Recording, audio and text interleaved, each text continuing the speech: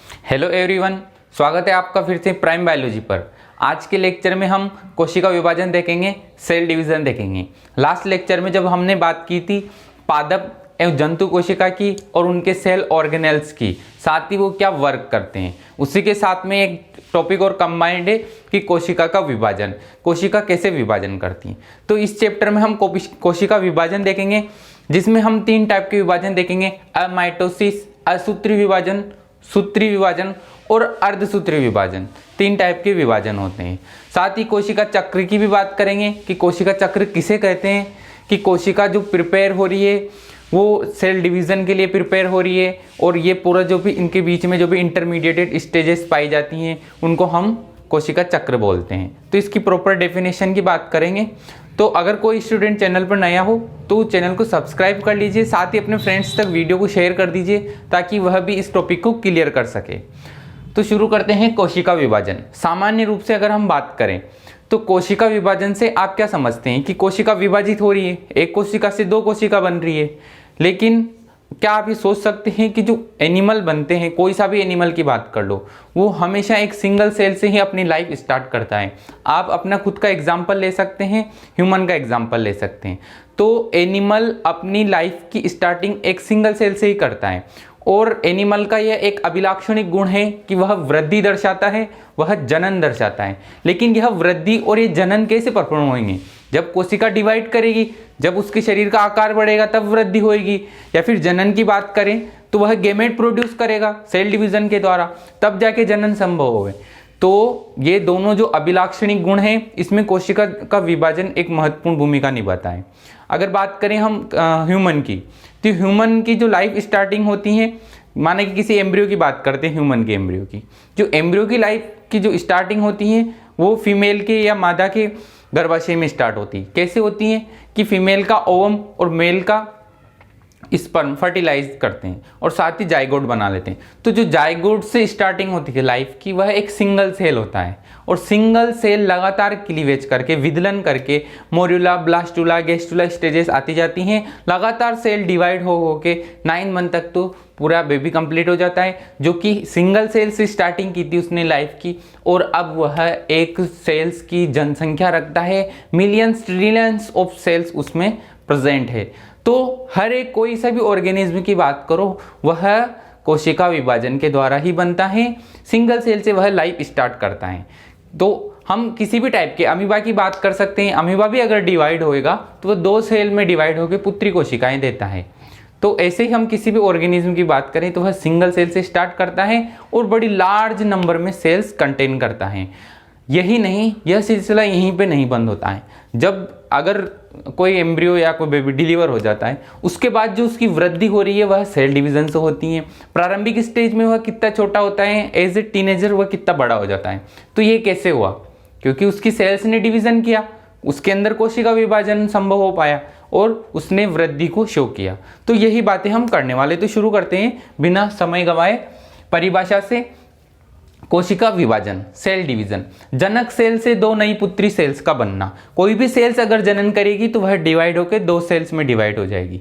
मतलब सेल्स का टूट के 2 सेल में डिवाइड होना जनन कहलाता है।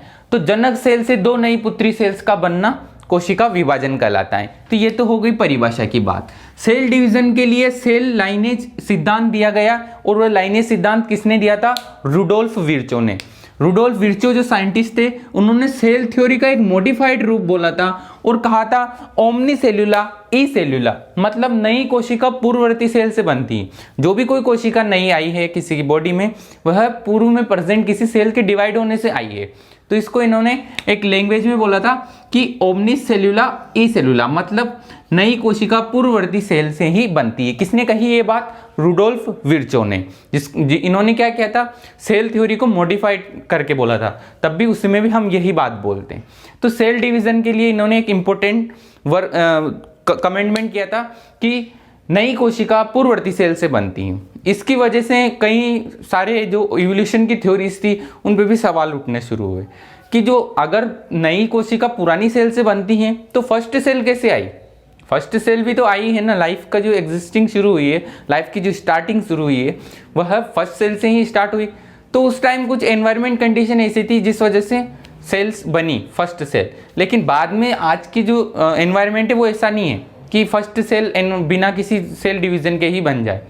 तो आज के एनवायरनमेंट में अगर हम बात करें तो जो भी सेल्स आएगी वो पुरानी सेल से ही डिवाइड होकर आएगी। तो इन्होंने ये बात बोली थी। उसके बाद ही फिर स्ट्रैसबर्गर आए और स्ट्रैसबर्गर ने कमेंटमेंट किया कि नए केंद्रक पूर्ववर्ती केंद्रक से बनते हैं, जो कि ओमनीसेलुलर ई सेलुलर के बेसिस पे ही बोला गया है कि नई कोशिका पूर्ववर्ती सेल से बनती है। तो ये दोनों बातें इंपॉर्टेंट है एग्जाम की दृष्टि से, यहाँ इन दोनों से क्वेश्चन बन सकता है दोनों के कमेंट के ऊपर।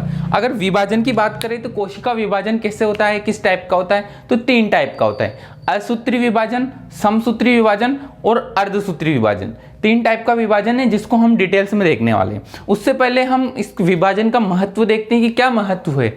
तो महत्व यह है कि बॉडी की ग्रोथ होती है, घाव भरने में या कोशिका मरम्मत में भी सेल डिवीजन इंपॉर्टेंट है। जैसे अपने डेड सेल होती है, फेस पे डेड सेल प्रेजेंट होती है, पिंपल निकल आते हैं, तो वहाँ की जो जहाँ पे खांच बन जाती है वो कैसे भरती है, क्योंकि कोशिका ने डिवाइड किया और उस एरिया को कवर कर लेती हैं। अगर कहीं एक्सीडेंट होता है, कहीं टिश्यू रप्चर कर जाते हैं, तो वो नए टिश्यू कैसे आए, कोशिका की डिवाइडेशन की वजह से आए, कोशिका विभाजन की वजह से ही तो बनते हैं।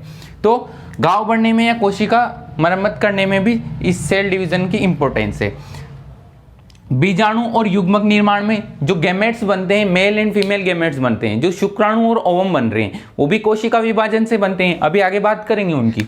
जीन विनिमय में मतलब जैव विकास में जीन का विनिमय, जीन का एक्सचेंज होता है, अच्छे जीन की आगे बढ़ोतरी होती है, तो जीन विनिमय में। तो ये कोशिका विभाजन के महत्व हैं। अब बात करते हैं साथ ही कोशिका चक्र की। कोशिका चक्र क्या होता है, तो जो कोशिका विभाजन जो सेल्स होती है वो कोशिका विभाजन के लिए प्रिपेयर होती है। जब वो कोशिका विभाजन के लिए प्रिपेयर होती है तो अपने जीनोम का मतलब डीएनए का द्विगुणन कर लेती है। साथ ही उसके साथ ही जो भी आवश्यक संगठक होते हैं, जैसे प्रोटीन मान लीजिए, आरएनए मान लीजिए, तो उनका भी संश्लेषण कर लेती है, उनका भी बना लेती है। तो सेल डिवीजन के लिए जो तैयारी करती हैं क्रमबद्ध रूप से, कि पहले उन्होंने क्या बनाया, फिर डीएनए बना लिया, फिर प्रोटीन्स बना लिया, आवश्यक चीजें जो भी बनाती है अपने मटेरियल को दुगना करती है। तो ये पूरा एक क्रम चलता है। तो ऐसे बोल सकते हैं कि 2 डिवीजन के बीच में जो भी तैयारी होती है उसको हम कोशिका चक्र बोल सकते हैं। अगर बात करें हम लैंग्वेज पे, तो कोशिका विभाजन के लिए होने वाले क्रमिक परिवर्तन, ठीक है, एक बात बोल सकते हैं कि कोशिका विभाजन के लिए होने वाले क्रमिक परिवर्तन।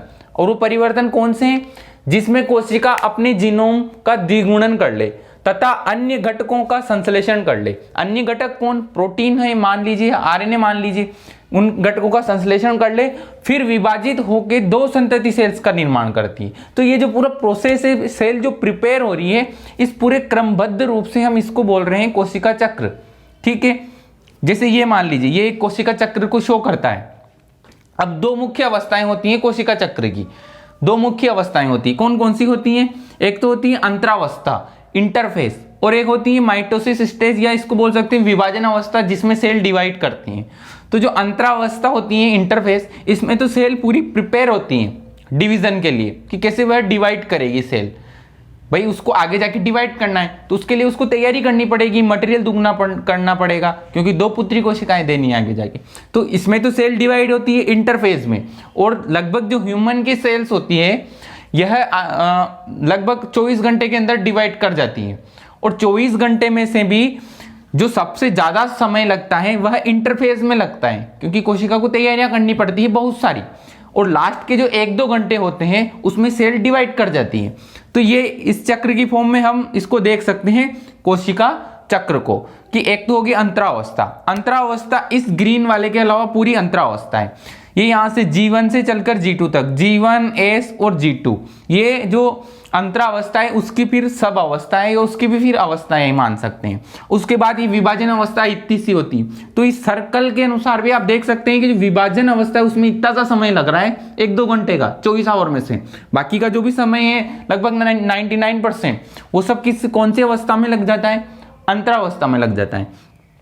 अब इन अवस्थाओं की बात करते हैं कि अंतरावस्था को भी 3 अवस्थाओं में बांटे गए हैं, G1, S, G2। जो कोशिका चक्र है उसकी जो अंतरावस्था और विभाजन अवस्था है, इनका अगर सीक्वेंस देखें तो ये यहां पर देखिए आप, फर्स्टली जो इसकी अवस्था आएगी वो आएगी G1 अवस्था, फिर S, फिर G2, फिर M, और M अवस्था में आके सेल डिवाइड कर जाएगी। फिर जो पुत्री कोशिकाएं बनेगी वो वृद्धि करेगी, डिवीजन के लिए प्रिपेयर होएगी, फिर डिवाइड कर जाएगी। तो बॉडी में लगातार कुछ सेल्स तो ऐसी होती हैं जो डिवाइड करती रहती हैं, जैसे आप बक्कल कैविटी या गट की सेल्स मान लीजिए, जो एलिमेंट्री कैनाल है, आहार नाले, उसकी सेल्स लगातार रिप्लेस होती रहती हैं डिवाइड हो होके। या फिर स्किन की सेल्स मान लीजिए, डर्मिस की सेल्स, वो भी लगातार आवश्यकता के अनुसार डिवाइड होती रहती हैं, रिप्लेस होती रहती हैं। साथ ही मोस्ट इंपॉर्टेंट आरबीसी जो रेड ब्लड कार्पिकल्स है, हालांकि वो डिवाइड नहीं करती हैं लेकिन रिप्लेस जरूर होती रहती हैं, बोन मैरो से नई आरबीसी आती रहती हैं और रिप्लेस होती रहती हैं। तो कोशिकाओं का रिप्लेसमेंट जीवन पर्यंत चलता रहता है। कुछ कोशिकाएं ऐसी होती हैं जो डिवाइड नहीं करती, एक बार बस वो बन गई तो बन गई, फिर वो डिवाइड नहीं करेगी। वो ऐसी कोशिकाएं होती हैं जैसे नर्व सेल्स, ये कभी डिवाइड नहीं करती। जैसे हार्ट की सेल्स, हार्ट मसल्स की सेल्स, ये कभी डिवाइड नहीं करती। तो कुछ कोशिकाएं तो ऐसी होती हैं जो लाइफ के एक बार डिवाइड बन गई हो तो फिर कभी डिवाइड नहीं करेगी और G0 अवस्था में चली जाएगी कोशिका चक्र की। तो ये बात हम कोशिका चक्र में समझते हैं डिटेल में।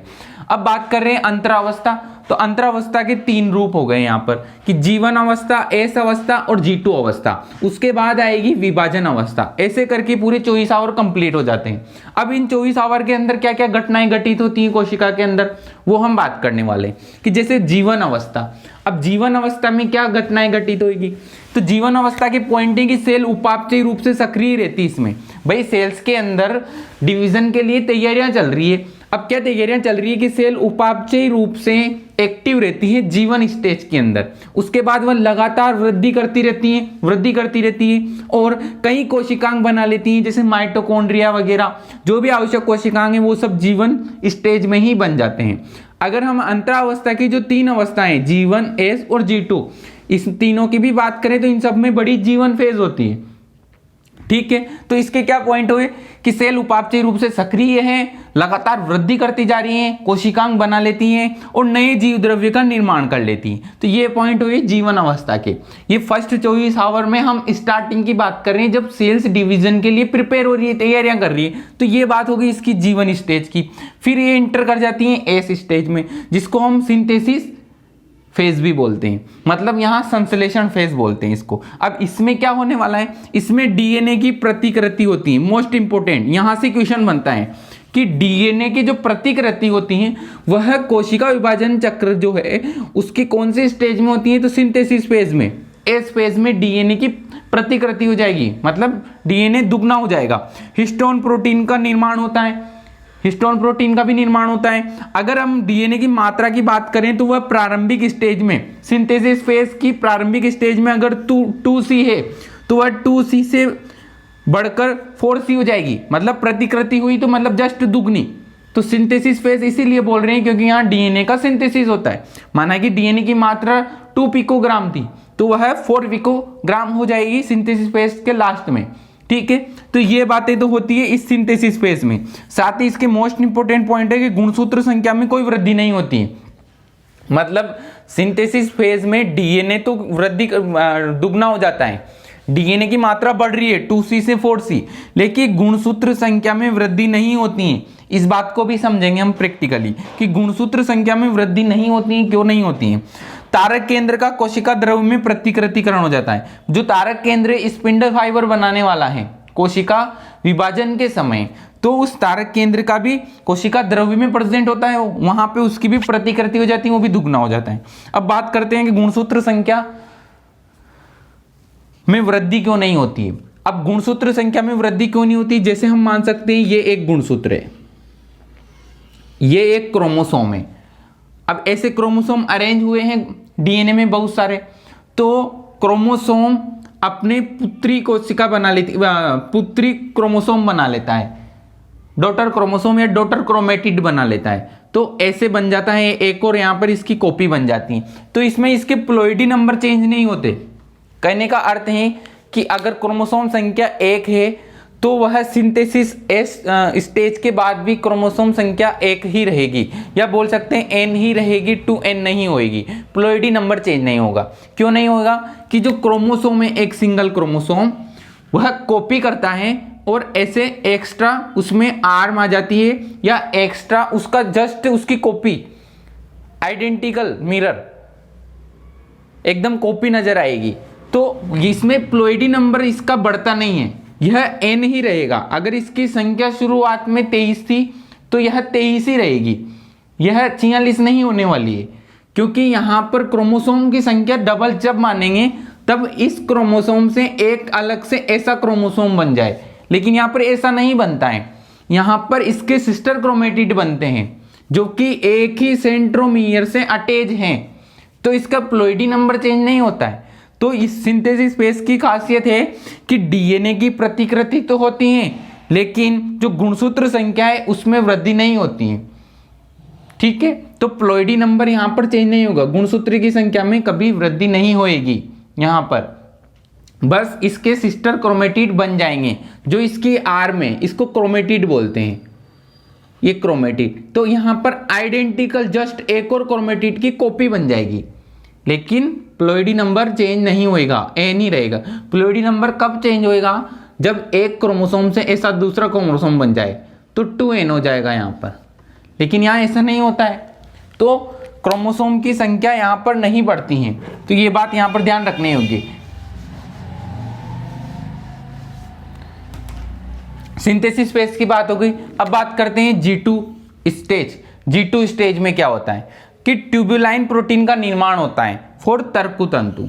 जो तर्कु तंतु बनते हैं स्पिंडल फाइबर, जो मेटाफेज अवस्था पड़ेंगे इसकी एम फेज की, जिसमें क्रोमोसोम अरेंज हो जाते हैं मेटाफेजिक प्लेट पे, तो उनको अलग अलग पोल पे खींचने के लिए वहां पर तर्कु तंतु का निर्माण होता है।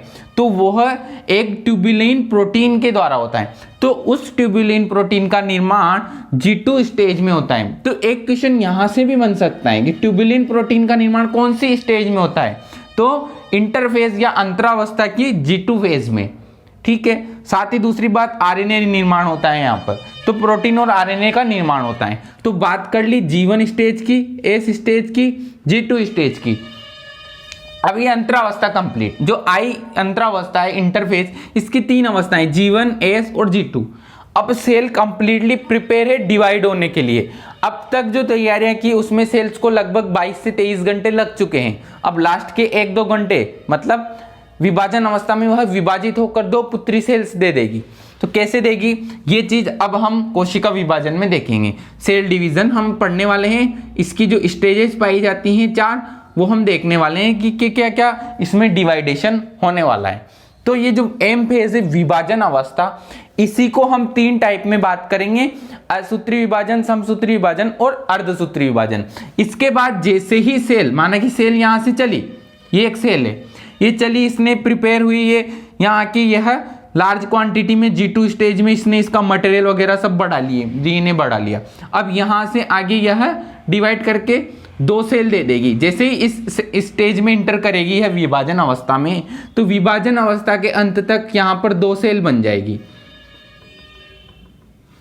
2 सेल बन गई, वापिस ये पुत्री कोशिकाएं वृद्धि करेगी और फिर विभाजन करेगी। तो ये प्रोसेस चलता रहता है लगातार। साथ ही यहां पर बात करें G0 फेज क्या है। G0 फेज ऐसी फेज है, या G0 फेज भी बोलते हैं इसको, मतलब शून्य, मतलब यहां डिवीजन नहीं होएगा। कोई सेल्स ऐसी होती हैं बॉडी की जो G0 फेज में एक बार इंटर कर जाती हैं तो फिर वह डिवाइड नहीं करती हैं। तो इसको हल्के से डॉट से बताए गए हैं, क्योंकि सभी सेल G0 में इंटर नहीं करती। तो यहां पर इसको भी पढ़ा जाता है कि G0 अवस्था एक ऐसी अवस्था होती है जहां पर सेल्स डिवाइड नहीं होएगी। एक बार जब वो बन गई तो फिर आगे जाके डिवाइड नहीं करेगी। एग्जाम्पल के रूप में नर्व सेल, जैसे तंत्रिका कोशिका, वह डिवाइड नहीं करती कभी। एक बार जब वह लाइफ की किसी स्टेज में बन गई, एम्ब्रियोनिक स्टेज के बाद, तो जन्म लेने के बाद फिर वह कभी डिवाइड नहीं करेगी, फिर वह G0 अवस्था में ही पड़ी रहेगी। तो G0 स्टेज उसको बोलते हैं जब कोशिका इस अवस्था में इंटर करने के बाद फिर कभी डिवाइड नहीं करे। हालांकि कुछ सेल्स ऐसी होती है जो G0 स्टेज से निकलकर डिवीजन शो करती हैं। कुछ सेल्स ऐसी भी होती हैं जो जीवन की रिक्वायरमेंट के अनुसार, जब उस जंतु को जरूरत पड़ जाए उस टाइप की टिश्यू की, तो वहां की सेल्स G0 अवस्था से निकलकर डिवीजन करती है। जैसे लीवर की सेल्स, वह नॉर्मली G0 स्टेज में रखी रहती है, लेकिन अगर उनको जरूरत पड़ जाए तो वह डिवाइड करके फिर वहां पर नई सेल्स बना लेती। तो G0 स्टेज में भी कुछ सेल्स ऐसी भी होती हैं जो जीवन की रिक्वायरमेंट या जंतु की रिक्वायरमेंट के अनुसार G0 स्टेज से बाहर आकर वापस से यही प्रक्रिया दर्शाती हैं G1, S और G2, फिर डिवाइड कर जाती हैं, तो उसको बोलते हैं G0 फेज। तो हमने मुख्यतः यहाँ पर बात की अंतरावस्था और विभाजन अवस्था की, जिसमें अंतरावस्था की भी 3 अवस्थाएं G1, S और G2। G1 में सबसे ज्यादा टाइम लगता है और पूरी इस अंतरावस्था में सबसे ज्यादा टाइम लगता है 24 घंटे का, लगभग 99% टाइम इस अंतरावस्था में लग जाता है, और इस अंतरावस्था की सबसे ज्यादा टाइम G1 में लगता है। तो G1, S और G2 इस अंतरावस्था की 3 फेज हो गई। उसके बाद आती है विभाजन अवस्था, M फेज, जिसमें हम ये सेल डिवीजन पढ़ने वाले हैं, असूत्री विभाजन, समसूत्री विभाजन और अर्धसूत्री विभाजन। ये हम M फेज में ही देखेंगे, विभाजन अवस्था की बात करेंगे अगले इस पूरे चैप्टर में। साथ ही थोड़ी सी बात की G0 की, कि G0 ऐसी कंडीशन है जिसमें अगर सेल्स इंटर कर जाए तो डिवाइड नहीं करती कभी, लेकिन कुछ टिश्यू की सेल्स ऐसी भी होती हैं जो जंतु की रिक्वायरमेंट के अनुसार G0 स्टेज से निकलकर डिवाइड कर लेती हैं। तो ये बात हो गई यहाँ पर पूरे इंट्रोडक्शन की। अब शुरू करते हैं कोशिका विभाजन, उसमें असूत्री विभाजन, समसूत्री विभाजन और अर्धसूत्री विभाजन देखेंगे। अब बात कर रहे हैं विभाजन अवस्था की। इस विभाजन अवस्था के अंतर्गत ही हम माइटोसिस, माइटोसिस और मियोसिस देखेंगे, असूत्री विभाजन, समसूत्री विभाजन और अर्धसूत्री विभाजन। तो विभाजन अवस्था सबसे छोटी अवस्था होती है, अभी बात की थी जो एम फेज होती है उस सर्कल में, एम फेज सबसे छोटी स्टेज होती है विभाजन अवस्था। इसमें सेल डिवाइड होती हैं, ये 2 पॉइंट हो गए इसके। अब इसमें 2 चीजें देखी जाती है, 2 भागों में डिवाइड किया गया है कि भाई विभाजन अवस्था में जो सेल डिवाइड हो रही है, तो सेल का एक तो केंद्रक डिवाइड होता है, एक कुछ सेल का साइटोप्लाज्म डिवाइड होता है। तो जहां सेल का केंद्रक डिवाइड हो रहा है उस प्रोसेस को तो बोल दिया कैरियोकाइनेसिस, मतलब केंद्रक विभाजन। और जब केंद्रक विभाजन हो जाता है उसके बाद साइटोकाइनेसिस होता है, मतलब कोशिका द्रव्य विभाजन। तो 2 बातें होती हैं, कैरियोकाइनेसिस, साइटोकाइनेसिस, केंद्रक द्रव्य विभाजन और कोशिका द्रव्य विभाजन। तो फर्स्टली होता है कैरियोकाइनेसिस, उसके बाद होता है साइटोकाइनेसिस। अब 3 टाइप में फर्स्ट देख रहे हैं असूत्री विभाजन, अमाइटोसिस, जो कि डायरेक्ट टाइप का है, प्रत्यक्ष टाइप का है। बाकी जो समसूत्री और अर्धसूत्री है वह अप्रत्यक्ष टाइप के विभाजन है। जो असूत्री विभाजन है वो डायरेक्ट, मतलब प्रत्यक्ष टाइप का विभाजन है। तो ये बात भी यहाँ पे ध्यान रखनी होगी, यहाँ से क्वेश्चन बन सकता है कि जो असूत्री विभाजन है वह डायरेक्ट या प्रत्यक्ष टाइप का विभाजन है। एग्जाम्पल लिया है हमने यीस्ट का। अब इसमें होता क्या है कि इसमें कोई इंटरमीडिएटेड स्टेज नहीं पाई जाती। कहने का अर्थ है प्रोफेज, मेटाफेज जो इन समसूत्री और अर्धसूत्री में पाई जाती हैं, इसमें कोई नहीं पाई जाती। इसमें डायरेक्ट एक अंदर की तरफ इन्वेजिनेशन लगता है, केंद्रक स्प्लिट होता है, 2 केंद्रक में डिवाइड हो जाता है और साइटोप्लाज्म डिवाइड होकर डायरेक्ट सेल्स बन जाती हैं। सबसे स्पीड पे होता है ये विभाजन, ठीक है। तो इसके पॉइंट हो गए कि सबसे सरल और सबसे तेज विभाजन है, डिस्कवर्ड बाय रॉबर्ट रिमैक, उनके द्वारा डिस्कवर्ड किया गया था ये असूत्री विभाजन। और प्रत्यक्ष क्यों बोल रहे हैं कि कोई इंटरमीडिएटेड स्टेज नहीं है, डायरेक्ट डिवाइडेड होकर तुरंत सेल डिवाइड हो जाती हैं, जैसे कि बैक्टीरिया के अंदर होता है, या बात कर लो यीस्ट के अंदर हो रहा है, तो इनके अंदर ये होता है, कवक के अंदर, बैक्टीरिया के अंदर बैक्टीरिया 1 मिनट में डिवाइड कर जाता है। तो इतना तेज होता है यह डिवाइड। तो ये तो होगी असूत्री विभाजन की बात। अब डिटेल स्टडी करते हैं समसूत्री विभाजन और अर्धसूत्री विभाजन। बात करते हैं सबसे पहले समसूत्री विभाजन। तो खोज फ्लेमिंग ने की। विभाजन के बाद पुत्री सेल्स की संख्या जनक सेल्स के समान ही रहती है। ये बात इंपॉर्टेंट है यहाँ पर कि जो समसूत्री विभाजन है ये कहाँ हो रहा है, ये नॉर्मल सोमेटिक सेल्स, कायिक सेल्स में हो रहा है, ये स्किन की सेल्स में हो रहा है, बॉडी की किसी भी सेल्स में हो रहा है, जैसे ये स्किन की सेल्स है, लंग्स की सेल्स है। जब एम्ब्रियोनिक स्टेज की बात करें, जब बॉडी की किसी भी कायिक स्टेज में, कायिक सेल्स में जो डिवीजन होता है वह माइटोसिस होता है, मतलब समसूत्री विभाजन होता है।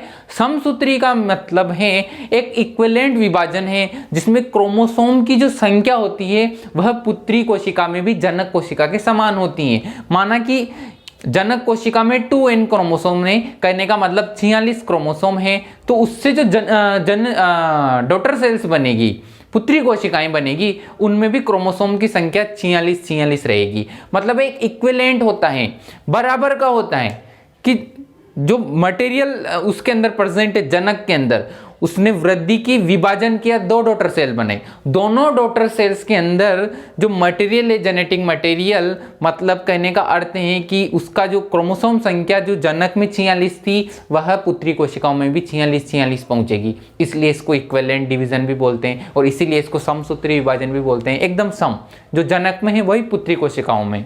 तो फ्लेमिंग ने खोज की विभाजन के बाद पुत्री सेल्स में क्रोमोसोम की संख्या, ठीक है, यहां पे करेक्शन कर लेना। विभाजन के बाद पुत्री सेल्स में क्रोमोसोम की संख्या जनक सेल्स के समान, ठीक है। माना कि बात कर लेते हैं कि यहां पर 2n क्रोमोसोम है या 46 क्रोमोसोम है, या बात कर लेते हैं कि ये सेल्स डिप्लॉइड है, ठीक है।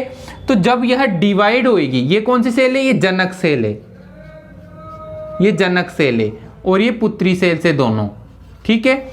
अभी जनक सेल जो कि 46 क्रोमोसोम रखती थी, या बोल सकते हैं 2n थी, डिप्लॉइड थी, अब ये डिवाइड होएगी तो यह 2 डिप्लॉइड सेल देगी, मतलब 2n सेल देगी। 2n ने 2n सेल्स को पैदा किया, मतलब जो जनक में 46 क्रोमोसोम से, तो इनमें भी 46 पहुंचेंगे, तो समान विभाजन, इसीलिए समसूत्री विभाजन बोल रहे हैं इसको। अब इसको देखते हैं इसका चक्र कैसे चलता है कि भाई सेल्स को डिवाइड होना है, कोई जनक सेल से, अब उसको डिवाइड होना है तो वो प्रिपेयर होएगी। तो उसमें सबसे पहले कौन सी अवस्था आएगी, इंटरफेज आएगी, अंतरावस्था, उस तैयारी कर ली उसने। उसमें जीवन फेज आ गई, प्रोटीन आरएनए बन गए, सिंथेसिस फेज आ गई, डीएनए डुप्लीकेशन हो गया, उसका डीएनए की प्रतिकृति बन गई, लेकिन क्रोमोसोम संख्या चेंज नहीं होगी, ठीक है, क्रोमोसोम संख्या सेम रहेगी। उसके बाद G2 फेज में भी उसने जो स्पिंडल फाइबर से रिलेटेड प्रोटीन का निर्माण कर लिया, ट्यूबुलिन प्रोटीन का। तो ऐसे उसमें इंटरफेज अंतरावस्था समाप्त हो गई। और कितना समय हो गया उसको, लगभग 22 से 23 घंटे, क्योंकि 99% टाइम तो उसी में खर्च कर देती है वह अंतरावस्था में। अब सेल एकदम प्रिपेयर है, अब उसको डिवाइड होना है, तो अब उसमें स्टार्ट होगी विभाजन अवस्था, जिसको बोलते हैं एम फेज, ठीक है। अब एम फेज में भी हम एक पर्टिकुलर डिवीजन की बात कर रहे हैं, माइटोसिस, समसूत्री विभाजन, की कोशिका प्रिपेयर हो गई है बिल्कुल विभाजन के लिए। अब वह समसूत्री विभाजन शो करेगी, अब वह समसूत्री विभाजन दर्शाएगी। अब क्या क्या दर्शाएगी इसमें, कि देख रहे हैं इसमें 4 स्टेजेस होती हैं विभाजन अवस्था की। अब विभाजन अवस्था में भी एक तो देखेंगे केंद्रक का विभाजन, कैरियोकाइनेसिस, एक साइटोप्लाज्म का विभाजन, साइटोकाइनेसिस। अब केंद्रक के विभाजन में 4 अवस्थाएं हैं, फिर प्रोफेज, मेटाफेज, एनाफेज, टेलोफेज। पूर्वावस्था, मध्यावस्था, पश्चावस्था, अंतरावस्था, ये हिंदी में इनके मीनिंग है, ठीक है।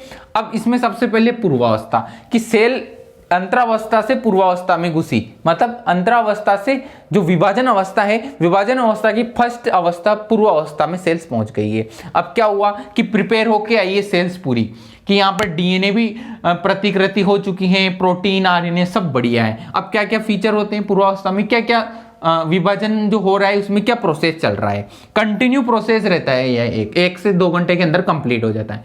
तो गुणसूत्र द्रव्य संघनित हो जाता है, जो क्रोमेटिन जाल होती हैं जो गुंथी हुई रहती है वह संघनित हो जाती है ना, और धीरे धीरे गुणसूत्र अपीयर होना शुरू होते हैं यहाँ पर। तो केंद्रक झिल्ली, केंद्रक द्रव्य ये सब विलुप्त हो जाते हैं। ये ग्रीन कलर की केंद्रक झिल्ली है और इसके अंदर जो केंद्रक द्रव्य सब विलुप्त। जो साइटोप्लाज्म में कोशिका द्रव में जो एंडोप्लाज्मिक रेटिकुलम और गोल्जिकाई है, अंतःप्रद्रवी जालिका, गोल्जिकाई, ये सब विलुप्त। केंद्रिका विलुप्त, केंद्रक झिल्ली विलुप्त, केंद्रक द्रव्य विलुप्त, कोशिका द्रव्य विलुप्त, सब विलुप्त। ये कोशिका झिल्ली है ब्लैक कलर की, ग्रीन कलर की जो हल्का सा विलुप्त होता होता नजर आ रहा है केंद्रक झिल्ली, ठीक है। और ये बीच में हम 4 गुणसूत्र को एग्जाम्पल के तौर पर ले रहे हैं। तो यहाँ पर गुणसूत्र संघनित हो गए हैं, ठीक है। तारक केंद्र जो साइटोप्लाज्म में डुप्लीकेशन हुआ था उसकी कौन सी फेज में, सिंथेसिस फेज में, वहीं पे ये तारक केंद्र भी मूव करना शुरू कर देते हैं अपने अपने पोल की तरफ, इधर और इधर, ठीक है। तो ये इसकी बातें होती पूर्वावस्था के कमेंट है कि यहाँ पर क्या क्या चीजें देखने को मिलती, कि यहाँ पर चीजें देखने को मिलती हैं कि क्रोमेटिन जाल धीरे धीरे संघनित हो रहा है, क्रोमोसोम की अपीयरेंस शुरू हो रही है, केंद्रक झिल्ली, केंद्रक द्रव्य सब विलुप्त होना शुरू हो गए हैं, कोशिका द्रव्य में एंडोप्लाज्मिक रेटिकुलम, गोल्जिकाई सब विलुप्त हो चुके हैं, या चल रहा है प्रोसेस धीरे, मतलब इसकी एंड तक ये सब विलुप्त हो जाएंगे, ठीक है। तो ये एंड वाला डायग्राम है। अब ये बातें हो गई यहाँ पर पूर्वावस्था में, ठीक है। अब पूर्वावस्था से फिर अब मध्यावस्था आ गई, ये सब कंटिन्यू प्रोसेस है। पूर्वावस्था हुई, अब मध्यावस्था आ गई। अब मध्यावस्था में क्या होएगा, गुणसूत्र संरचना का अध्ययन यहां पर किया जाता है कि गुणसूत्र की जो अपीयरेंस है, गुणसूत्र अच्छे से नजर आते हैं तो उनकी संरचना का अध्ययन यहां पर संभव होता है। तो एक वेरी इंपॉर्टेंट क्वेश्चन बनता है कि गुणसूत्र की संरचना का अध्ययन कहां किया जाता है, तो मध्य अवस्था में किया जाता है। ठीक है, जो विभाजन अवस्था है, जो माइटोसिस से पढ़ रहे हैं हम विभाजन अवस्था, जो माइटोसिस की जो मध्य अवस्था है, यहां पर गुणसूत्र की स्टडी अच्छे से की जा सकती है। अर्धसूत्री विभाजन की बात करेंगे तो उसमें भी मध्य अवस्था में गुणसूत्र की स्टडी अच्छे से कर सकते हैं। ठीक है, तर्कु तंतु काइनेटोकोर से जुड़ जाते हैं। अब ये जो डॉट डॉट ब्लैक नजर के आ रहे हैं, तर्कु तंतु छोड़ दिए, किसने छोड़े, इसने, सेंट्रियोल ने। सेंट्रियोल जो पहुंचा था, तारक केंद्र जो पहुंचा था विपरीत ध्रुवों पे, एक इधर आ गया एक इधर आ गया। अब इन्होंने तर्कु तंतु, ट्यूबुलिन प्रोटीन बनी थी उसका यूज करके तर्कु तंतु छोड़ दिए, जो कि इन क्रोमोसोम के काइनेटोकोर से लग जाएंगे कि भाई ये क्रोमोसोम है, ये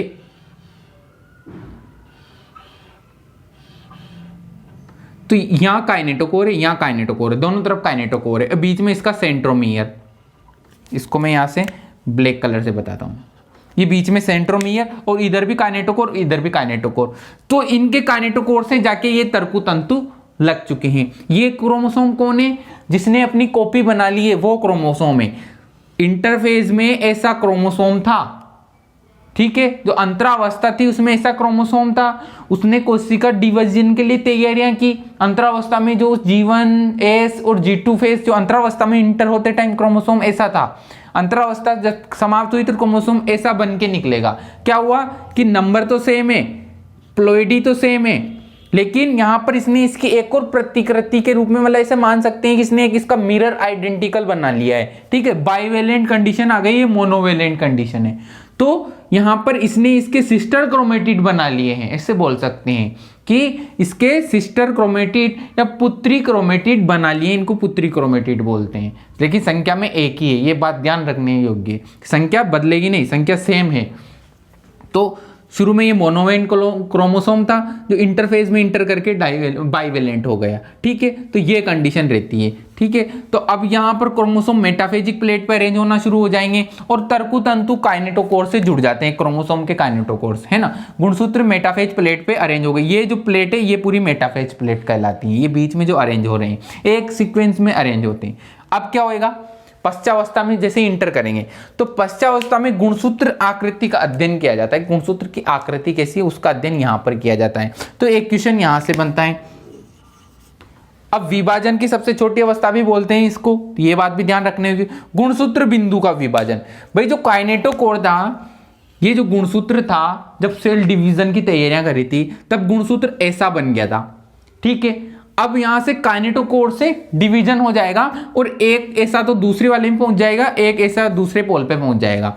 यहां से बिंदु का विभाजन गुणसूत्र आकृति का अध्ययन कर लिया जाता है। विभाजन की सबसे छोटी स्टेज है। जो थर्ड पॉइंट है कि गुणसूत्र बिंदु का विभाजन, सेंट्रोमियर बोलते हैं इस बिंदु को। अब सेंट्रोमियर का विभाजन हो जाएगा और एक ऐसी संरचना तो दूसरे पोल पे पहुंच जाएगी और एक ऐसी संरचना दूसरे पोल पे पहुंच जाएगी। तो देखो भाई ये चल रही है, नजर आ रही है कि यहां पर इनका ऐसे था, ऐसे क्रोमोसोम था, ये ऐसे क्रोमोसोम था भाई। शुरू में ऐसा एक क्रोमोसोम था, उसने फिर उसकी पुत्री क्रोमेटिड बना ली। अब ऐसा क्रोमोसोम है, अब ये यहाँ मेटाफेजिक प्लेट पे अरेंज हो गया है। अब पश्चावस्था में यह इसके काइनेटोकोर मतलब सेंट्रोमियर से अलग हो जाएगा। एक क्रोमोसोम तो इधर जाना शुरू कर देगा इस पोल पे, एक क्रोमोसोम इधर जाना शुरू कर देगा। ये ऐसे जा रहे हैं, यहाँ तो ऐसे थे मेटाफेजिक प्लेट पे, लेकिन जैसे ही पश्चावस्था में पहुंचेंगे तो एक तो इधर ऐसे जाना शुरू हो गया, एक ऐसे, तो चार लिए थे हमने, तो चारों के ऐसे जाना शुरू हो गए, एक इधर जाना शुरू हो गया,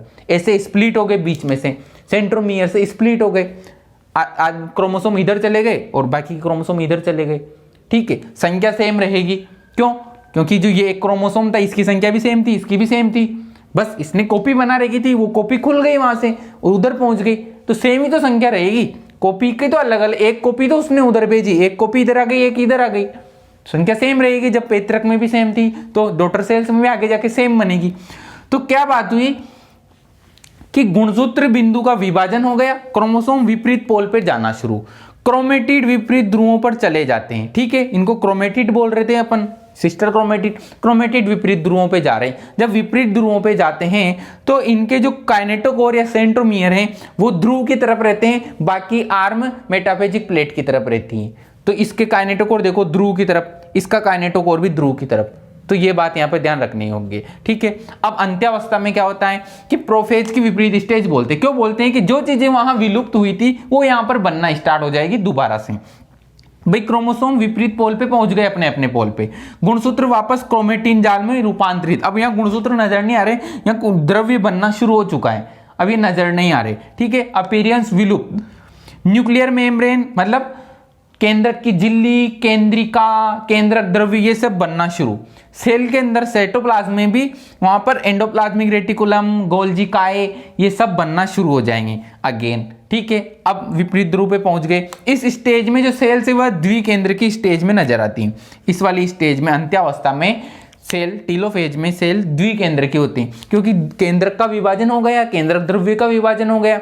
आज क्रोमोसोम इधर पहुंच गए और बाकी क्रोमोसोम इधर पहुंच गए। क्रोमोसोम संख्या भी यहाँ पर दो केंद्रक में समान है, जो कि पैतृक में है उतनी। माना कि यहाँ पर पैतृक में 46 थे, तो इधर भी 46 आ गए, इधर भी 46 आ गए। ये सेल भी 2n बनेगी, ये सेल भी 2n बनेगी। अब क्या होएगा, अब पढ़ लिया कैरियोकाइनोसिस। कैरियोकाइनोसिस डन। अब साइटोप्लाज्म का विभाजन होगा, साइटोकाइनोसिस। अब साइटोकाइनोसिस प्लांट सेल्स में और एनिमल सेल्स में थोड़ा अलग अलग होता है, क्योंकि एनिमल सेल्स में तो तारक केंद्र पाया जाता है, तो तारक केंद्र ने स्पिंडल फाइबर बना लिए, लेकिन प्लांट सेल में तारक केंद्र नहीं पाया जाता है, वहां स्पिंडल फाइबर भी नहीं बनते प्लांट सेल्स में। अब वहां पर साइटोकाइनेसिस दो तरीके से देखा जाता है प्लांट और एनिमल में मिला के, कि एक तो प्लांट में तो बनता है कोशिका पट्ट का निर्माण, कि जैसे ये सेल का यहाँ पर केंद्रक डिवीजन हो चुका है। साइटोकाइनेसिस समझ रहे हैं हम। अब कैरियोकाइनेसिस समाप्त, चारों अवस्थाएं समाप्त। अब इस डायग्राम में हम साइटोकाइनेसिस समझ रहे हैं, ठीक है, कोशिका द्रव्य का विभाजन समझ रहे हैं। तो हम पहले बात करें प्लांट सेल की, कि प्लांट सेल में तो स्पिंडल फाइबर बने ही नहीं। प्लांट सेल मान के चलिए इसको, इसके केंद्रक का डिवीजन हो गया। अब यहाँ पर कोशिका पट्ट बनेगा एक, यहां से एक पट्ट, कोशिका भित्ति है ना ये, इधर प्लांट सेल में कोशिका भित्ति होती है, कोशिका भित्ति से एक पट्ट बनना शुरू होएगा और ऐसे ऐसे पट्ट बन जाएगा और दोनों सेल डिवाइड कर जाएगी, और फिर यहाँ पर मेम्ब्रेन भी बन जाएगी, कोशिका झिल्ली भी बन जाएगी। प्लांट सेल की बात करें, ऐसे तो प्लांट सेल में होता है, ठीक है। अब एनिमल सेल में कैसे होता है कि एनिमल सेल में कोशिका की खांच बनती है, प्लांट सेल में तो कोशिका पट्ट बना था ऐसे। अब एनिमल सेल में कोशिका खांच बनेगी, ये अब इसमें ऐसे खांच बनेगी, ये आगे बढ़ती जाएगी बढ़ती जाएगी बढ़ती जाएगी, इधर से भी आगे आती जाएगी आती जाएगी आती जाएगी, ऐसे आ जाएगी। तो ये खांच आगे बढ़ती बढ़ती आपस में मिल जाएगी दोनों सेलों, जैसे खांच डिवाइड होके दोनों सेल डिवाइड हो जाएगी। ये तो एनिमल सेल में, लेकिन प्लांट सेल में पट्ट बनेगा, धीरे धीरे धीरे भित्ति बनना स्टार्ट हो जाएगी और दोनों सेल डिवाइड हो जाएगी। तो ये तो बात रही ऑल ओवर किसकी, माइटोसिस की या समसूत्री विभाजन की। क्या हुआ, क्या कैरेक्टरिस्टिक्स हैं कि इसमें जो पैतृक कोशिका में जितनी संख्या क्रोमोसोम की रहेगी उतनी ही उसकी डॉटर सेल्स में रहेगी। मानना कि पैतृक सेल 2n है, डिप्लॉइड सेल है, द्विगुणित सेल है, तो उसकी जो पुत्री कोशिकाएं बनेगी वो भी द्विगुणित सेल्स रहेगी, उसमें भी क्रोमोसोम संख्या उतनी ही रहेगी जितनी क्रोमोसोम संख्या उसकी जनक सेल्स में थी, मतलब 2n से 2n बनेंगे, ठीक है। अब बात करते हैं अर्धसूत्री विभाजन की। अब थर्ड पॉइंट देख रहे हैं अर्धसूत्री विभाजन। हमने बात की असूत्री विभाजन की, फिर बात की समसूत्री विभाजन की, अब थर्ड देख रहे हैं अर्धसूत्री विभाजन। अर्धसूत्री विभाजन नाम से ही पता चल रहा है कि यहां पर सूत्रों का आधा हो जाएगा। सूत्र कौन, गुणसूत्र, तो उनकी संख्या हाफ हो जाएगी, इसलिए इसको अर्धसूत्री विभाजन बोल रहे हैं। अर्धसूत्री विभाजन की खोज स्ट्रैसबर्गर ने की। होता कहां पर है अर्धसूत्री विभाजन, तो जनन सेल में। जो जनन सेल होती हैं प्राइमरी जर्मिनल सेल्स होती हैं, जैसे मेल के अंदर स्पर्मेटोगोनिया, फीमेल के अंदर oogonia, इनके अंदर डिवीजन होने से क्रोमोसोम संख्या हाफ हो जाती है। डिवीजन कौन सा होता है इनके अंदर, अर्धसूत्री विभाजन। तो अर्धसूत्री विभाजन क्रोमोसोम नंबर हाफ करने में मदद करता है। ये एक बहुत ही इंपॉर्टेंट टाइप का विभाजन है, क्योंकि जब जर्मिनल एपिथेलियम या जर्मिनल सेल्स में जो जनन सेल होती हैं, जनन कोशिका होती हैं, उनमें जब विभाजन होएगा अर्धसूत्री विभाजन, तो वहां पर क्रोमोसोम संख्या हाफ हो जाएगी। मतलब जो क्रोमोसोम संख्या 46% थी, माना कि एग्जाम्पल लेते हैं पिताजी का, पिताजी के अंदर क्रोमोसोम संख्या 46 थी, जब उनके वहां पर जनन कोशिका में अर्धसूत्र विभाजन होएगा तो क्रोमोसोम संख्या हाफ हो जाएगी। किसके अंदर? स्पर्म के अंदर। जो शुक्राणु होता है उसके अंदर क्रोमोसोम संख्या हाफ हो जाएगी, मतलब 46 की 23 ही रह जाएगी। ठीक है। अब यही प्रोसेस फीमेल के अंदर भी होता है, जहां पर उगोनिया के अंदर अर्धसूत्री विभाजन चलता है और ओवम बनता है जिसके अंदर संख्या हेप्लॉइड, मतलब वहां पर भी 46 की आधी 23 हो जाएगी। मतलब ओवम के अंदर भी क्रोमोसोम संख्या 23 और शुक्राणु के अंदर भी क्रोमोसोम संख्या 23। जब फर्टिलाइजेशन होएगा फीमेल की फेलोपियन ट्यूब में, वहां पर फर्टिलाइजेशन जब दोनों होएगा तो स्पर्म जो शुक्राणु 23 क्रोमोसोम लेके आएगा और ओवम भी 23 क्रोमोसोम लेके आएगा। दोनों 23 की पेयरिंग हो जाएगी और वापस से जो नया प्रोजनी जो बच्चा बनने वाला है उसके अंदर वापस 46 क्रोमोसोम हो जाएंगे। तो यह क्रोमोसोम संख्या हाफ करने में मदद करता है, जिससे लाइफ के अंदर कंटिन्यूटी बनी रहे, क्रोमोसोम संख्या पीढ़ी दर पीढ़ी सेम बनी रहे। इसके लिए रेस्पॉन्सिबल अर्धसूत्री विभाजन। तो यह कहाँ होता है? जनन कोशिका में। तो इसके पॉइंट देखते हैं कि खोज स्ट्रेस बर्गरनी की अर्धसूत्री विभाजन में बनने वाली पुत्री सेल्स में क्रोमोसोम संख्या जनक की हाफ रह जाती है। ये तो यही बात अभी हमने की। और प्लेस इसका कहाँ है? कौन सी जगह होता है अर्धसूत्री विभाजन? जनन कोशिका के अंदर होता है। ठीक है, ये इसके मुख्य पॉइंट है। अब मियोसिस 2 प्रोसेस में चलता है, एक तो मियोसिस फर्स्ट, एक मियोसिस सेकंड। मियोसिस फर्स्ट के टाइम ही क्रोमोसोम संख्या हाफ हो जाती है। जो क्रोमोसोम संख्या हाफ होती है वो मियोसिस फर्स्ट में ही हो जाती है। मियोसिस सेकंड तो माइटोसिस की तरह होता है, जो डीएनए को हाफ करने, जो डुप्लीकेट हो गया है डीएनए, जो क्रोमोसोम मिरर क्रोमोसोम बने हुए हैं वो आधे आधे भेज दिए जाते हैं। तो वहां पर हेप्लॉइड की संख्या कहाँ घट रही है? जो प्लूइडी नंबर है वो कहाँ घट रहा है? वो मियोसिस फर्स्ट में ही। मियोसिस सेकंड तो माइटोसिस की तरह होता है, समसूत्री विभाजन की तरह होता है, वहां क्रोमोसोम संख्या घटती नहीं है। वहां सिर्फ क्रोमोसोम संख्या जो डॉटर क्रोमोसोम बने हैं वो विभाजित होते हैं, वहां पर सेंट्रोमियर विभाजित होता है। तो ये भी डायग्राम में हम देखेंगे। हम स्टेप बाय स्टेप शुरू करते हैं। फर्स्ट स्टेप में ये, फिर ये, फिर ये पूरा एक साथ इसलिए लिखा गया है ताकि कंपैरिजन कर सके एक ही स्लाइड में, एक ही स्लाइड में हम अंतर देख सके, इसलिए इसको डेंस और एक साथ लिखा गया है। ठीक है। तो मियोसिस फर्स्ट जो कि सेल साइकिल है, सेल साइकिल इसमें क्या होती है कि फर्स्टली इसमें अंतरावस्था आती है। भाई मियोसिस फर्स्ट है, अब मियोसिस फर्स्ट 2 बार होता है, एक तो जो मियोसिस है वो 2 बार होता है, एक तो मियोसिस फर्स्ट, एक मियोसिस सेकंड। तो भाई जो मियोसिस है उसके लिए भी तो इंटरफेस आएगी, उसके लिए भी तो सेल प्रिपेयर होएगी। तो सेल प्रिपेयर होएगी अंतरावस्था में। अब मियोसिस फर्स्ट का सेल साइकिल देख रहे हैं हम, कोशिका चक्र, जिसमें सेल प्रिपेयर भी होगी और विभाजित भी होगी। तो शुरू में क्या होएगी? प्रिपेयर होएगी, तैयार होएगी। तो अंतरावस्था में कोशिका तैयार होती है विभाजन के लिए। ठीक है, विभाजन के लिए सेल तैयार हो गई, अब विभाजन करेगी। विभाजन में 2 प्रोसेस होंगे, तो कैरियोकाइनेसिस, एक साइटोकाइनेसिस, एक केंद्रक विभाजन, एक कोशिका द्रव्य विभाजन। तो शुरू में क्या होएगा? केंद्रक द्रव्य विभाजन। ये पूरी रामलीला क्या है? केंद्रक द्रव्य विभाजन की मुख्यतः है। तो केंद्रक द्रव्य विभाजन में अब देख रहे हैं प्रोफेस फर्स्ट।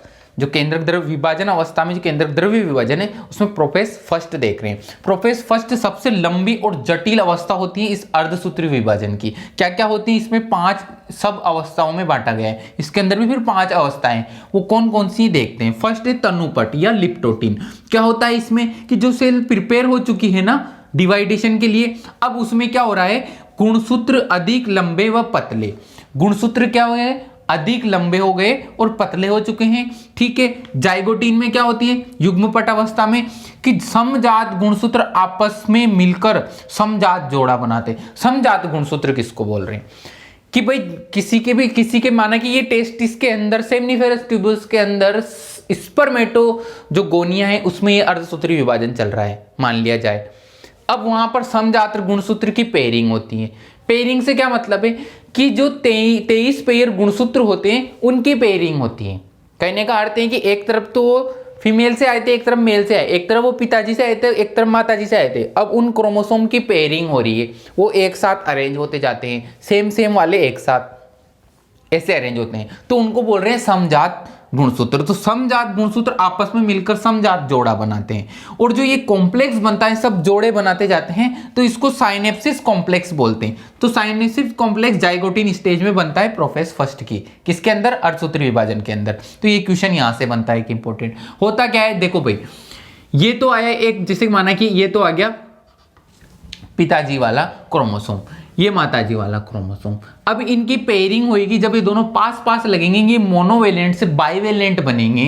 कहने का अर्थ है कि जब ये दोनों पास पास लगेंगे तो इसी को साइनेप्सिस बोल रहे हैं, और यहाँ एक कॉम्प्लेक्स जनरेट हो जाएगा। इसकी डिटेल स्टडी की जाती है, लेकिन अपना लेवल यहीं तक का है तो हम यहीं तक पढ़ रहे हैं। इसको यहाँ पर एक कॉम्प्लेक्स बनता है कि साइनेप्सिस कॉम्प्लेक्स उसको बोलते हैं, जब ये समजात गुणसूत्र पास पास लगते हैं। तो ये समजात गुणसूत्र पास पास लग गए तो मोनोवेलेंट से बाइवेलेंट, या टेट्राड कंडीशन, क्योंकि यहां पर चार, देखो ये 4 क्रोमेटिड हैं, यहां पर 2 क्रोमेटिड इसके 2 इसके 4 क्रोमेटिड स्टेज, तो टेट्राड कंडीशन बन गई।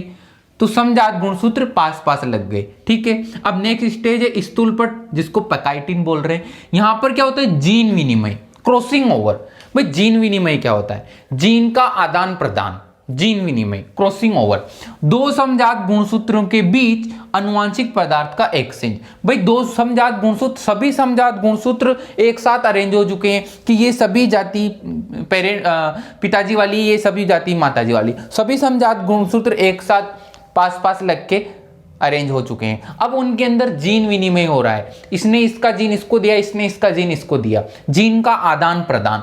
तो 2 समजात गुणसूत्र के बीच अनुवांशिक पदार्थ का आदान प्रदान, एक्सचेंज, क्या कहलाता है, क्रॉसिंग ओवर कहलाता है, जीन विनिमय कहलाता है। होता कैसे है, तो डायग्राम देखना आप।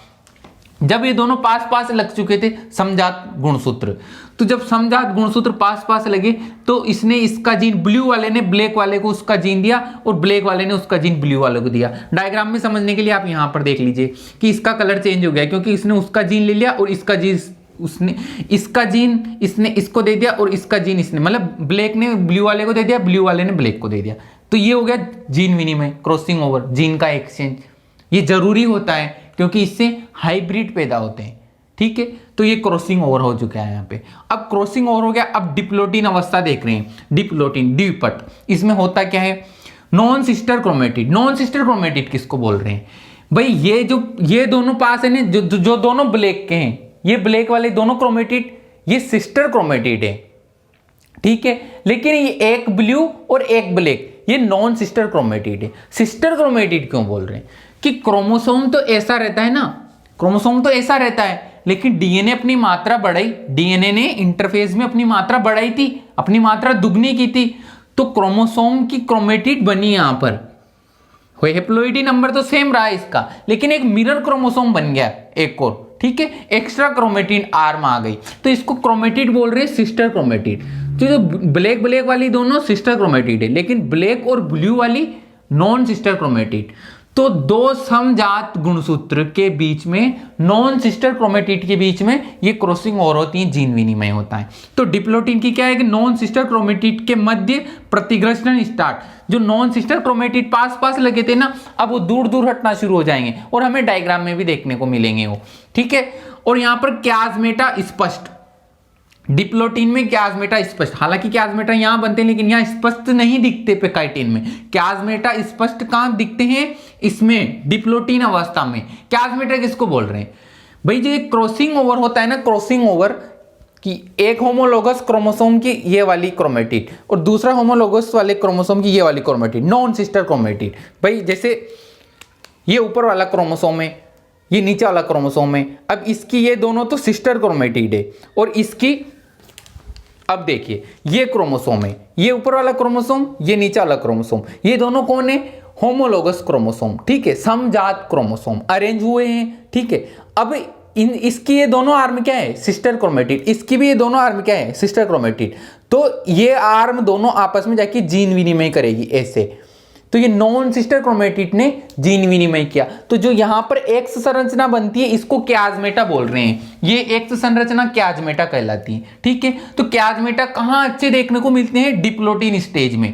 तो तो नॉन सिस्टर क्रोमेटिड के मध्य प्रतिकृष्ण होता, दूर दूर हटना शुरू होते हैं ना, तब क्यास्मेटा स्पष्ट नजर आते हैं। तो ये खासियत है डिप्लोटीन की। अब डायाकाइनेसिस क्या होता है? डायाकाइनेसिस मतलब प्रोफेज की लास्ट स्टेज चल रही है भाई, प्रोफेज फर्स्ट पढ़ रहे। प्रोफेज फर्स्ट में क्या होता है? Endoplasmic reticulum, nuclear membrane, nuclear द्रव, न्यूक्लियोलस केंद्रिका सब विलुप्त होना शुरू हो जाते हैं। तो प्रोफेज की लास्ट स्टेज में केंद्रक झिल्ली लुप्त, अंतःप्रदवी जालिका लुप्त, गोल्जी अपरेटस लुप्त, ये सब लुप्त होना शुरू हो जाएंगे। तो हमको स्ट्रक्चर ऐसी दिखेगी जैसे हमको समसूत्री विभाजन में दिख रही थी, ठीक है। लेकिन डिफरेंस क्या है कि यहां पर क्रॉसिंग ओवर हो चुका है, जीन विनिमय हुआ है, आदान प्रदान कर लिया है जीन विनिमय। हालांकि इस वाले डायग्राम में अब जीन विनिमय के जो ये सेगमेंट नजर आ रहे थे ब्लू के साथ थोड़ा सा ब्लैक, वो शो नहीं किया है क्योंकि वो भी कॉम्प्लिकेटेड हो जाएगा, ज्यादा समझने में दिक्कत आएगी। अपन नॉर्मल लेके चल रहे हैं। इन्होंने जीन विनिमय कर लिया, हमने कलर से नहीं बताया, यहाँ पे बता दिया था कलर से ये ऐसे हुआ जीन विनिमय,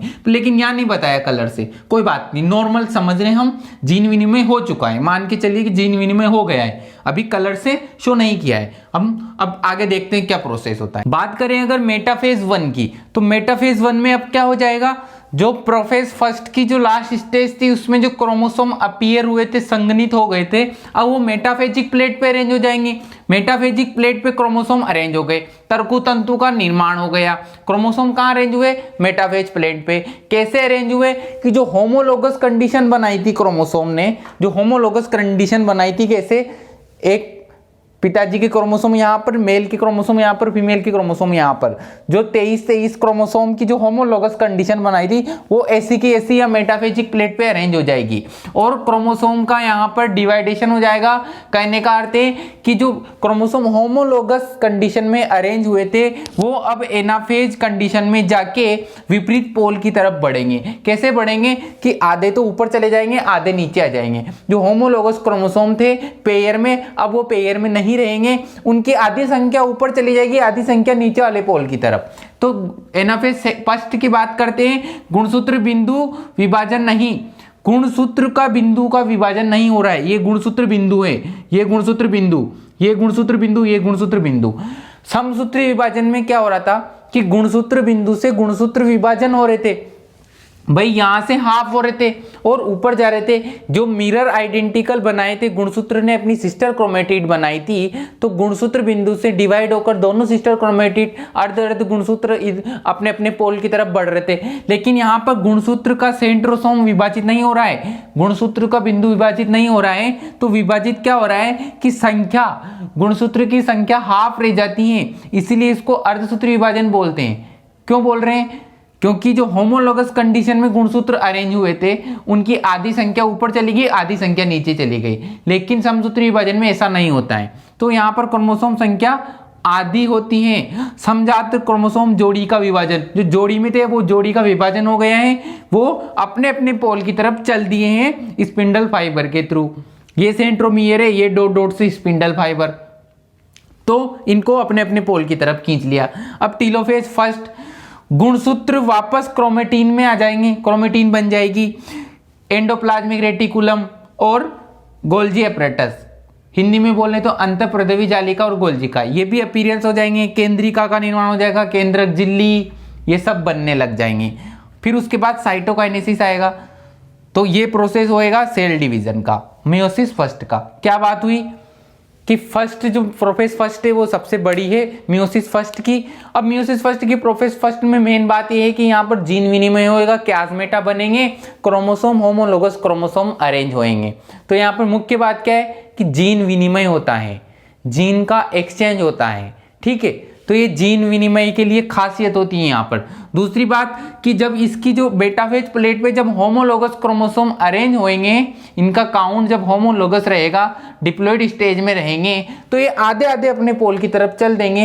होमोलोगस जोड़ी का क्या हो जाएगा? विभाजन हो जाएगा। होमोलोगस जोड़ी के आधे क्रोमोसोम ऊपर, आधे क्रोमोसोम नीचे, जैसे यहाँ इस डायग्राम से इस डायग्राम नजर आ रहा होगा, आधे ऊपर चले गए, आधे नीचे आ गए, तो संख्या हाफ। जो टेलोफेज है उसमें जो दो सेल्स बनेगी साइटोकाइनेसिस के बाद, साइटोकाइनेसिस में जैसे ही दो सेल नजर आ रही होगी आपको, तो आप कंपेयर कीजिए पेरेंट सेल से। यहाँ पर क्रोमोसोम संख्या 4 थी, यहाँ पर क्रोमोसोम संख्या 2, तो बात वही है कि यहाँ पुत्री कोशिकाओं में क्रोमोसोम संख्या जनक की आधी हो जाती है। यह न्यूनकारी विभाजन है, विषम विभाजन है, रिडक्शनल विभाजन है। रिडक्शन हो गया क्रोमोसोम का, जो संख्या डबल पाई जा रही थी वो हाफ ही है, लेकिन समसूत्री विभाजन में ऐसा नहीं था। समसूत्री विभाजन में 46 क्रोमोसोम लेके चलती है सेल, जो पुत्री कोशिकाओं में भी 46 भेजती है। लेकिन यहाँ पर जब क्रोमोसोम 46 लेके चले थे तो पुत्री कोशिकाओं में 23 क्रोमोसोम चले गए, संख्या हाफ हो चुकी है। इसीलिए इनको अर्धसूत्री विभाजन बोलते हैं। तो अब साइटोकाइनेसिस हो गया, 2 सेल बन गई। साइटोकाइनेसिस क्या प्रोसेस है? कैरियोकाइनेसिस केंद्रक का विभाजन, साइटोकाइनेसिस साइटोप्लाज्म का विभाजन, कोशिका द्रव्य का विभाजन। पादप सेल में अलग तरीके से, जंतु सेल में अलग तरीके से। पादप सेल में सेल पट्ट बनता है, कोशिका पट्ट बनता है, ठीक है। जंतु कोशिका में कोशिका खांच बनती है, ठीक है। तो ये अंतर ध्यान रखना, मेन बातें हैं यहाँ पर 2। अब आगे बढ़ते हैं मियोसिस सेकंड की तरफ। ये पूरा मियोसिस अर्धसूत्री विभाजन फर्स्ट की बात हो गई। अब अर्धसूत्री विभाजन सेकंड की बात करेंगे। 2 मुख्य घटनाएं घटित होती हैं यहाँ पर कि अर्धसूत्री विभाजन जो फर्स्ट होता है उसमें क्रोमोसोम संख्या घट जाती है, क्रोमोसोम संख्या आधी हो जाती है। जबकि जो मियोसिस सेकंड होता है वह माइटोसिस मतलब संसूत्री विभाजन की तरह होता है, एक इक्वेशनल डिवीजन होता है जिसमें क्रोमोसोम संख्या घटती नहीं है, जबकि क्रोमोसोम का विपाटन होता है। जो डीएनए डबल था वह अब सिंगल हो जाएगा। तो ये दोनों डिफरेंस है। देखते हैं इसको क्या होता है कि यह माइटोसिस के समान है। फर्स्ट पॉइंट, पुत्री सेल में क्रोमोसोम संख्या जनक सेल के समान। इसमें एनाफेज 2 में मेन पॉइंट है, एनाफेज 2 में गुणसूत्र सेंट्रोमियर से स्प्लिट हो जाते हैं, जैसा कि समसूत्री विभाजन में हो रहा था। लेकिन यहां पर सेंट्रोमियर से स्प्लिट नहीं हुए थे मियोसिस फर्स्ट में। तो क्या हुआ था? संख्या आधी हुई थी। अब स्प्लिट तो मियोसिस सेकंड में होंगे, अर्धसूत्री विभाजन द्वितीय में होंगे।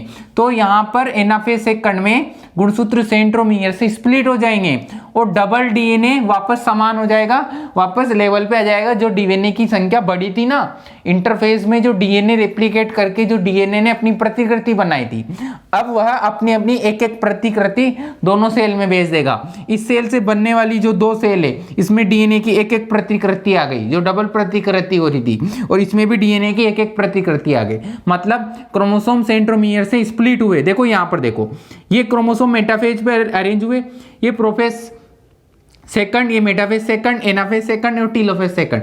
डायग्राम से समझ रहे हैं बस, मेन पॉइंट कुछ नहीं है इनके। यहां से सेंट्रोमियर से विपाटन हुआ, इधर चले गए सिस्टर क्रोमेटिड, बाकी के सिस्टर क्रोमेटिड इधर आ गए, आधे सिस्टर क्रोमेटिड इधर, आधे सिस्टर क्रोमेटिड इधर। मतलब क्रोमोसोम संख्या यहां पर सेम रहेगी, बस क्या होएगा? क्रोमोसोम का विपाटन। और ये यहां पर 4 सेल्स बन जाएगी। फर्स्ट सेल देखो, ये सेल लेके चले थे अपन प्रारंभिक स्टेज में, जिसमें क्या हुआ?